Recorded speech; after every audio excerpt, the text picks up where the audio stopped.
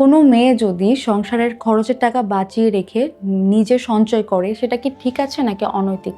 আমার কাছে মনে হয় যে বউদের যদি জামাইয়ের পকেট কাটেও চুরিও করে, তারপরেও বউদের জমানো টাকা হচ্ছে পুরুষ মানুষের জন্য ফিক্সড ডিপোজিট। যেই সময়ে খুব বিপদের সময় ব্যাংক লোন পাবা না, আত্মীয় স্বজনের কাছে টাকা পাবা না, কিন্তু দেখবা যে বউ আঁচলের ভাঁজ থেকে কিংবা নিজের শাড়ির ভাঁজ থেকে অনেকগুলো টাকা বের করে স্বামীকে দিচ্ছে, এবং এটা হচ্ছে দুর্দিনের সঞ্চয়। আগে করতো কি, মানুষ মুঠো করে চাল উঠাইতো, তোমার মনে আছে কিনা? দেখবা যে রান্নার সময় এক মুঠ চাল উঠায় রাখতো। ওই যে এক মুঠ করে চাল উঠায় রাখতো, এইটা মাস শেষে কয়েক কেজি হয়ে যেত, এবং সেইটা দিয়ে একদিন একবেলা রান্না হয়ে যেত। তখন তো মানুষের আসলে খাবার কষ্ট ছিল অনেক। সো এইরকম করে তারা আগে সঞ্চয় করতেন। গ্রামের নারীরা অনেক সময় ধান বা গম 1 কিলো বেচে দিতেন, ওইটা সঞ্চয় করে রাখতেন, রূপো বানাতেন, স্বর্ণের টাকা বানাতেন, এবং সেটা কিন্তু ইন্ড অফ দ্য ডেতে জামাইয়ের কাছে যাইতো।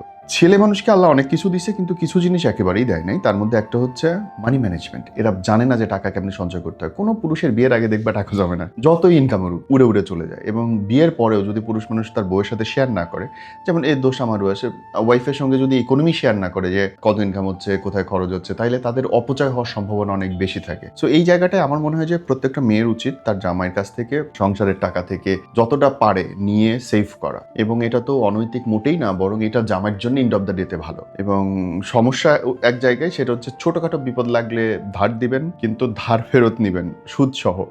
যে তুমি 5,000 টাকা নিলা, পরের মাসে বেতন হইলে দিবা, কিন্তু 7,000 টাকা দিবা। স্বামীর কাছে সুদ খাওয়া ভালো, তাহলে সে সোজা হয়, বুঝছেন তো?